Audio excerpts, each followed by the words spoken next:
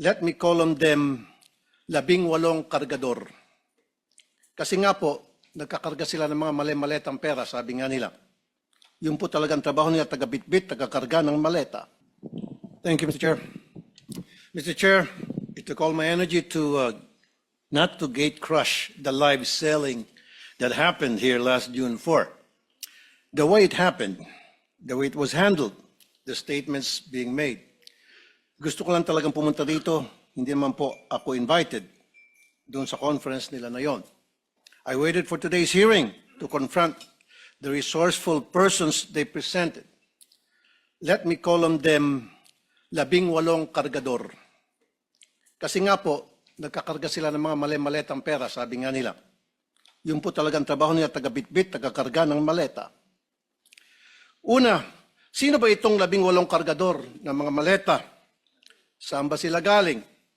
We cannot simply bring in people sa Blue Ribbon Committee na nag-aakusa na mabibigat na paratang nang hindi man lang nalalaman kung karapat-dapat ba sila paniwalaan. Kasi simulang-simula pa lamang po na tinawag silang 18 Marines, may paglilinlang na agad.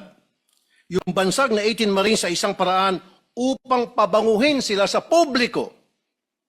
Matik po kasi yan. Pag sinabing Marines, iba po ang respeto ng mga tao.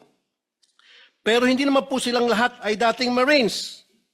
At mahigit kalahati sa kanila ay discharged without honors or dishonorably discharged from service for various offenses. Ibig sabihin, palpak sila. Tulad ng pagiging AWOL o absent without leave. Why is this information very important? Because for people to believe their allegations, it must come from a credible and reliable source. And so, the people using them portray them as heroes. God damn. Sabi nga ng isa sa mga senador na dumalo nung araw na yon, bayani daw po sila. Pero nakakaya naman po sila sa iba nating mga bayani. Na itong 18 kargador na ilang taon nagtrabaho kay Saldico, may 7 years at 9 years, at nagbitbit daw, sabi nila, ng sangkatutak ng maleta ng pera. At bigla na lang tinubuan ng konsensya at ngayon ay naninira ng buhay ng mga inosenteng tao, ay tatawagin nating bayani. Pasensya na. Hindi ako papayag na matabi ang mga sinungaling nito kila Jose Rizal, Andres Bonifacio at mga dakila nating OFWs. At dito papasok ang pangulo kong punto. Hindi lang po ang kredibilidad ng 18 kargador ang kaduda-duda. Ang mismong testimonya nila ay nakakapagtaka. Lumabas na po ang ilan sa mga ito sa balita, pero pasadaan lang po natin. Let me show some video clips of the hearing. Video 1. Si Father Flavi ay hinatiran ko ng pera doon sa Mindanao Ab. Isang sobre yun, sir. Anong lugar po yun? Sa Mindanao Ab, sa mismong simbahan niya, sir. Sa may gilid ng kalsada. Bakit po kayo nagdala ng pera doon sa pari? Kasi, sir, hindi ko ano, sir, kung pang ano nila yun, sir, eh. Basta nagdala lang kami ng pera, sir. Tapos doon sa 33... Maleta din ba dinala mo? Isang sobre, sir. Tapos doon, sir, sa 33 Clemente. Baka naman sulat lang pinadala Hindi, kayo sir. sobre Pera, yun. sir. Kita ko mismo, sir, eh. Tapos sa 33 Clemente, sir, isang maleta. Kanino? Kay Father Flavi, binuhat ko papunta sa sakyan niya. Tapos yung suot niya, sir, itim na pangpare. Sagot naman ni Diocese of Cubao Bishop Elias Ayuban Jr., there is no church entrusted to the Society of the Divine Word on Mindanao Avenue or anywhere in its vicinity. Pangalawa, iPhone time travel.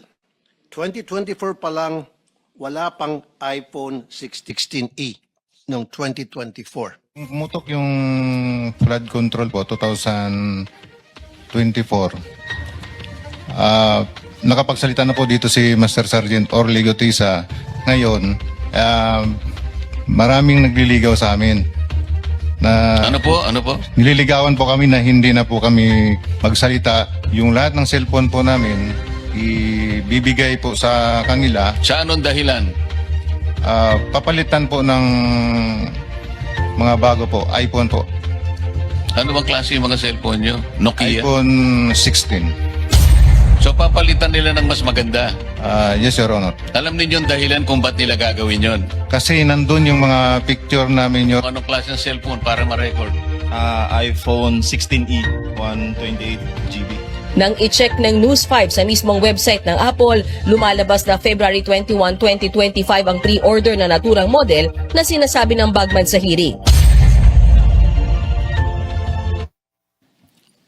Pangatlo, pinili na impormasyon. Ano ang nangyari sa pagpapalabas ng katotohanan? Kung pinipili lang nila kung sino ang ilalabas. Malinaw ang detalye nila sa una nilang affidavit tungkol sa mga maletang dinala sa ilan naming kasamahan dito na may address pa. Pero bakit parang mirakulo na naglaho ang naratibo tungkol dito? Sa original affidavit nung mga dating sundalo, nandun din si Senator Loren daw at saka yung magkapatid na Villars. Ngayon ko lang nakita yung affidavit. I have not read, etc.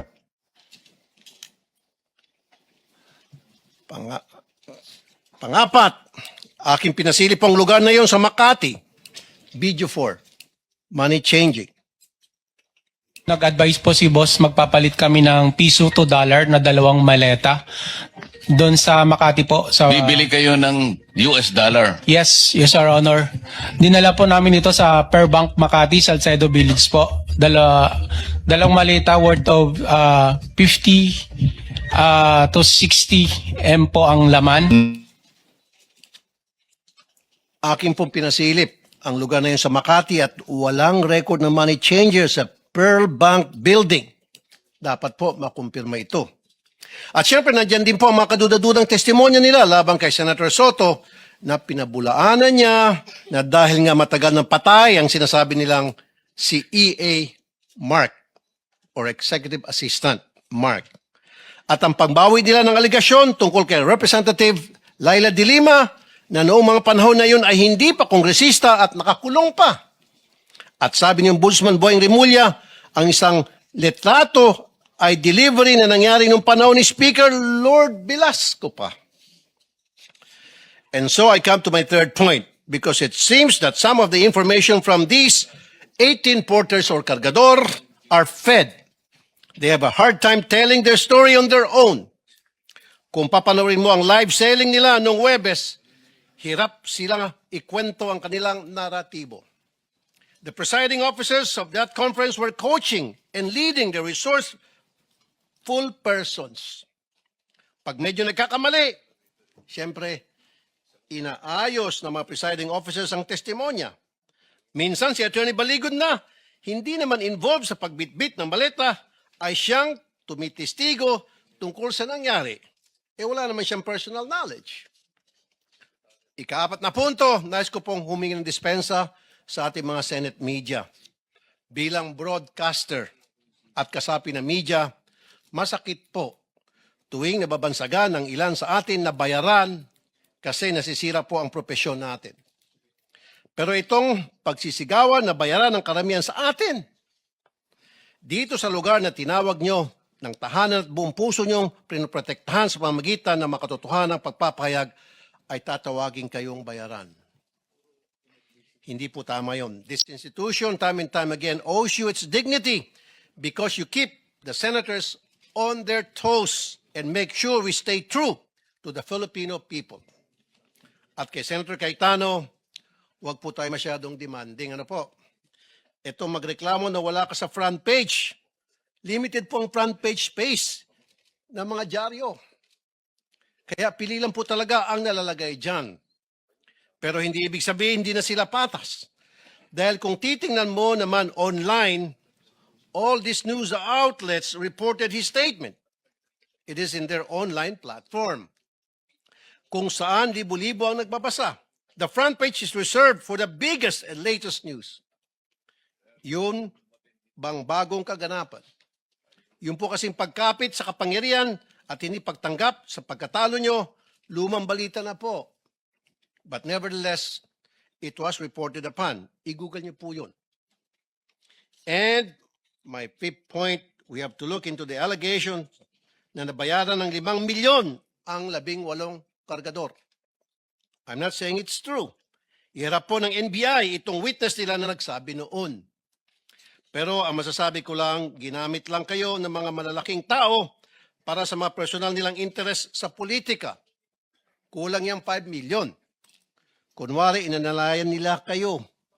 Pero pagharapin nyo na itong sangkatutak na kaso na isasampa sa inyo, nitong mga siniraan ninyo, tingnan nyo, unti-unti kayong iwan yan. Ngayon pa lang, narinig mo na sila na nagugas kamay sa mga paratang nyo. Dumidistansya sila sa inyo dahan-dahan. Kaya sa ating mga kababayan, mag-ingat po tayo sa paniwalaan or papaniwalaan. Remember, the devil can cite the scripture for his purpose. No more, no less. When Jesus went into the wilderness to pray, the devil tried to tempt him 3 times. But as he was failing to tempt Jesus, and as he was getting desperate, what did the devil do? He quoted the scriptures from the book of Psalms. Huwag po tayo magpapadala sa mga mabubulaklak na mga pananalita dahil lang siya ay nagbabasa ng Biblia. Huwag po tayo basta maniniwala dahil binansagang bayani o Marines ang 18 na kargador. Buksan po natin ang ating mga mata, tenga at utak. Huwag po tayo magpapadala sa mga live selling nila.